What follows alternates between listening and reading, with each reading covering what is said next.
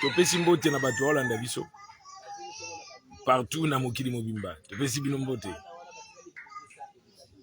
Na lisungi ya kolo tuwe lisusu na bandako na bino, na ba salon na bino, on a okuta na bino. Au travers de cette émission, au Bolandaka souvent, ba programme na biso na Facebook, na YouTube, na WhatsApp, batmi balanda ba programme na biso. To saluer bino nyonso na kombo Jésus-Christ à Nazareth. Toza reconnaissant na bato balanda biso. Parce que tout le monde a battu belé balanda biso, peut to okuta na ba moyen de transport, peut bazo biso ki balanda ba programme na biso. Donc toza très content. En tout cas, toza reconnaissant na bato balanda ba émission na biso. Merci mingi na bato balanda biso. O ba pesi biso confiance, pe on ndima ministère na biso, base ndima grâce aux nzamba pesi biso, il y a comme ma parole de Dieu, il y a qu'on prêcher parole. En tout cas, toza reconnaissant na bato balanda biso. Tu pesi bino bonjour comme bonsoir, tout dépend erozo landa biso. C'est par la grâce d'Anzambe tu es sous na banda qu'on a bien au travers de cette émission. Tous en bas déplacement, bali à prière, l'aime sur mon image, tout pour ainsi balali, ainsi de suite, parce qu'ils allaient à prière, tout tournant dans les lieux de la prière. Donc, tu peux suivre nos beautés, nous sommes peu connectés, tu peux signaler, tu peux la connecter, ça peut partager la vidéo ici, Kazali. Avec l'aide du Saint-Esprit, dans tout petit binombote, na kombo à Jésus-Christ de Nazareth. C'est-à-dire qu'au nom de Jésus-Christ, par la grâce de Dieu, ndetoye les sous, ndetobonde du Père, bénis cette émission au nom de Jésus-Christ de Nazareth. Amen. Biblobi, ils seront tous enseigneurs de Dieu. C'est que Nzambe côté ya nanzira basali na ye, Nzambe kochama lobane na basali na ye pour na komimela bato. Le quoi, ma communauté qu'il a envoyé sa parole et sa parole guérit. C'est la parole dans un méthode théâma. Enfin que Batouba Bika, Batouba Kangolama, c'est Batouba Zolobiko. Donc ils ont qui est dans ce sens-là, avec l'aide du Saint-Esprit. Mais on a tant de tolo belo muka moke, kaka moke. Au tolo batem bi ils te feront la guerre ou bien ils te feront la guerre. Toba ubundi sayo na batu. Nde zana livre à Jérémie. Tolo belangoma mutamuke pour na ko aider moko na moko. Ici, Kazali a édification, a la fortifier, a makasi, et à l'endissama, avec l'aide du Saint-Esprit. Donc, dans Jérémie chapitre 1er, verset 19, ici, quand Nzambe, Koloba, Namusakoli, Jérémie, Boye, Tokotanga Pena Lingala, Bible Biboye. Dans Jérémie 1er 19, Totangi, Bakobundisayo, Kasi Bakolonga, Pito, bakobundisa yo kasi bakokoka kosala yo eloko moko te. Tokobi na lingala bakoka kosala eloko moko te, pamba te ngai moko nazali na yo pona kobikisa yo, ngai yawe moto nalobi boye, to ngai yawe nde nalobi boye. Abi ils te feront la guerre mais ils ne te vaincront pas. Donc bako bundiso na bat mais ba olonga yote. Mais d'abord par guerre par définition. La guerre par définition c'est quoi? La guerre par définition c'est une lutte entre un État ou bien des groupes ou bien entre les individus. Lutte na zongeli entre les États, des groupes ou bien des individus.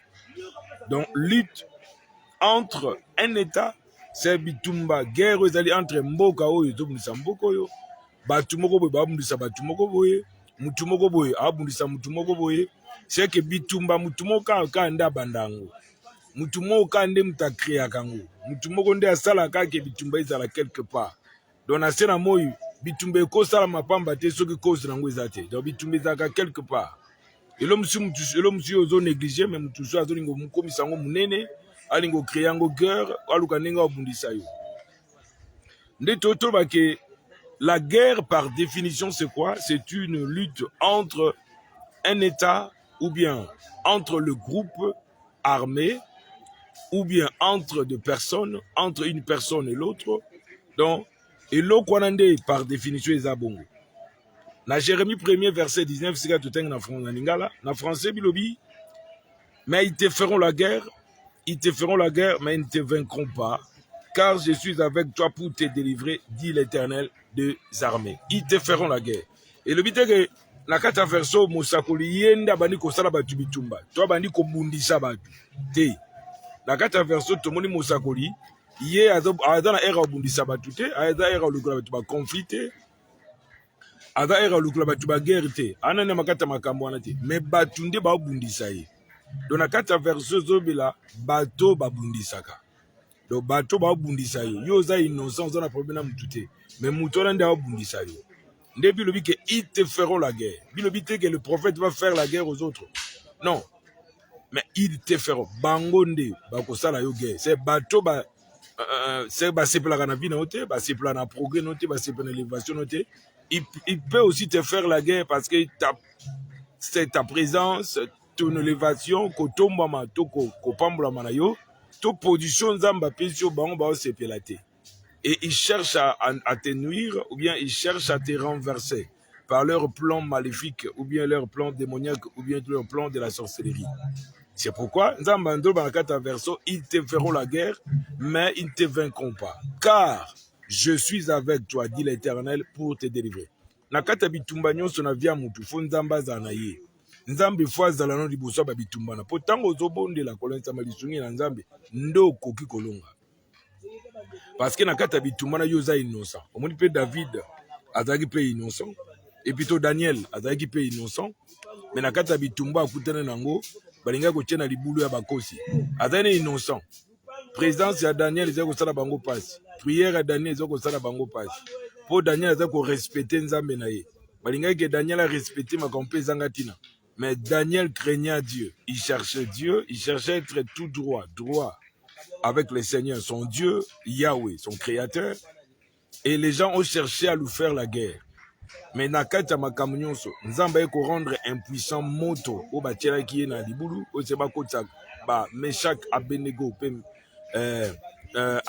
Abednego, Meshach, et bango nyonso misato wana o remarqué que malgré batiaki moto, mais nzamba randaki moto wana impuissant.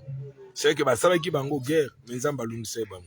Ndenge mopozo la nangai bato pe bakosa lo guerre mais ba olongo te yo ko bosa na nzambe na ote yeba ko luka nzambe na vie na yo. En esprit et en vérité, en esprit et en vérité, c'est esprit en nzambe zana yo makomo lobi na livre Isaïe, quand l'ennemi viendra comme un fleuve, l'esprit de l'Éternel le mettra en fuite. Quand l'ennemi viendra, parce que on ne précise pas le temps. Mais la Bible déclare l'esprit de l'Éternel. Apocalypse 12, 11, ils l'ont vaincu à cause du sang de l'agneau de Dieu et à cause de paroles de leur témoignage. Nous témoignons que nous avons la victoire sur l'ennemi à cause du sang de l'agneau de Dieu.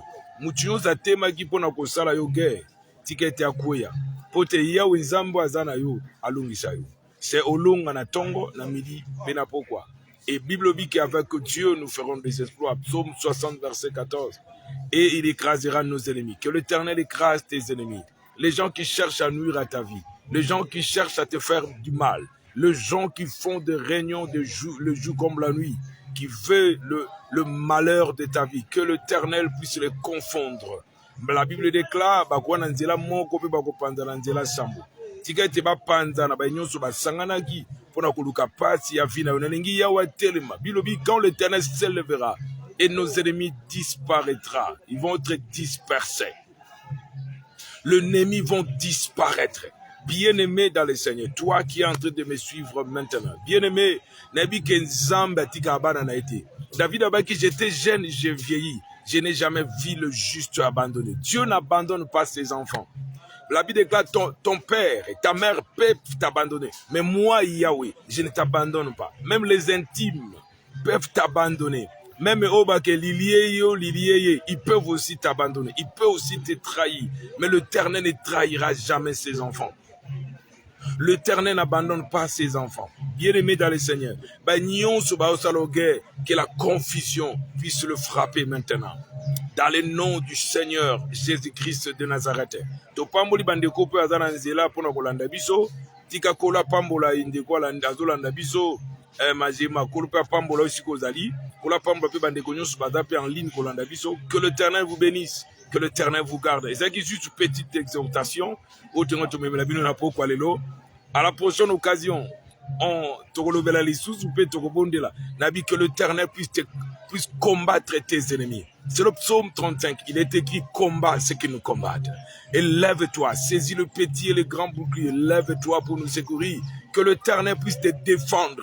Éternel à défendre couple nayo, mobali nayo, mwasi nayo, mwana nayo, bana nayo, musala nayo, élévation nayo, ta commerce, ta position, ton progrès, ton intelligence, tes études, ton progrès, tes voyages. Que l'Éternel te donne la victoire, que l'Éternel puisse te défendre au nom de Jésus-Christ de Nazareth. Que l'Éternel te donne la victoire, mon frère, ma soeur. Ne te décourage pas, mais ayez foi en Dieu. Prie avec foi. Que l'Éternel te bénisse. C'était en direct avec le pasteur Mukendi Kabea, pasteur d'église, la présence de l'Éternel. Que Dieu vous bénisse. À la prochaine occasion. Ciao.